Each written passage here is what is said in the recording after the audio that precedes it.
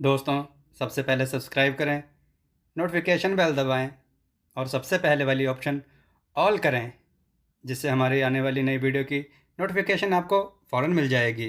जय श्री राम भक्तों सुबह की वीडियो में जो हमने आपसे प्रश्न पूछा था कि भगवान श्री रामचंद्र जी की बहन की माता का क्या नाम है, तो उसका उत्तर है उनकी माता का नाम कौशल्या है।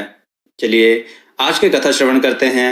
आज की कथा है गिद्ध और इंसान। आइए कथा श्रवण करें। एक गिद्ध का बच्चा अपने माता पिता के साथ रहता था। एक दिन गिद्ध का बच्चा अपने पिता से बोला, पिताजी मुझे भूख लगी है।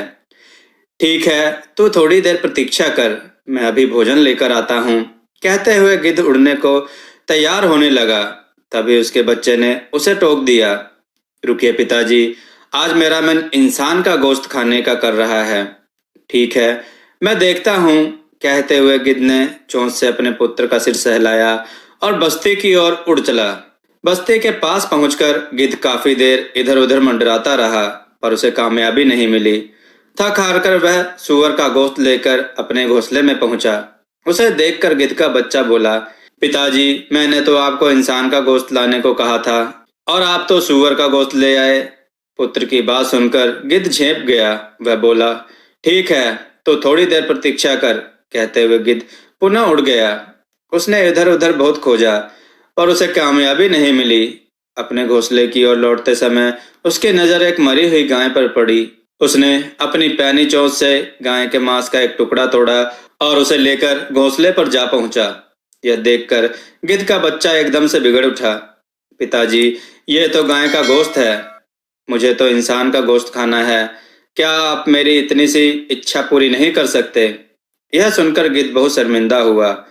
उसने मन ही मन एक योजना बनाई और अपने उद्देश्य की पूर्ति के लिए निकल पड़ा। गिद्ध ने सूअर के गोश्त का एक बड़ा सा टुकड़ा उठाया और उसे मस्जिद की बाउंड्री के अंदर डाल दिया। उसके बाद उसने गाय का गोश्त का टुकड़ा उठाया और उसे मंदिर के पास फेंक दिया। गाय के छोटे छोटे टुकड़ों ने अपना काम किया और देखते ही पूरे शहर में आग लग गई। रात होते होते चारों ओर इंसानों की लाशें बिछ गईं। यह देखकर गिद्ध बहुत प्रसन्न हुआ। उसने एक इंसान के शरीर से गोश्त का बड़ा सा टुकड़ा काटा और उसे लेकर अपने घोंसले में जा पहुंचा। यह देखकर गिद्ध का पुत्र बहुत प्रसन्न हुआ। वह बोला, पापा यह कैसे हुआ? इंसानों का इतना ढेर सा गोश्त आपको कहाँ से मिला? गिद्ध बोला, बेटा यह इंसान कहने को तो खुद को बुद्धि के मामले में सबसे सर्वश्रेष्ठ समझता है, पर जरा सी बात पर जानवरों से भी बदतर बन जाता है और बिना सोचे समझे मरने मारने पर उतारू हो जाता है। इंसानों के वेश में बैठे हुए अनेक गिद्ध ये काम सदियों से कर रहे हैं।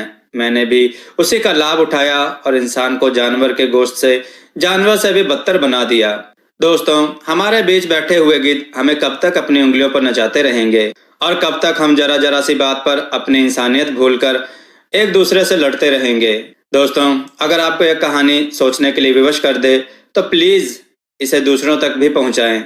क्या पता आपका यह छोटा सा प्रयास इंसानों के बीच छिपे हुए किसी गिद्ध को इंसान बनाने का कारण बन जाए। जय श्री राम भक्तों, आपको यह कथा कैसी लगी? अपने विचारों सुझाव कमेंट में जरूर दें। हमारे कथाओं को लाइक करें, हमारे चैनल को सब्सक्राइब करना ना भूलें। हमारे कथाओं को शेयर जरूर करें, जिससे लोगों को अच्छा ज्ञान प्राप्त हो। जय श्री राम भक्तों।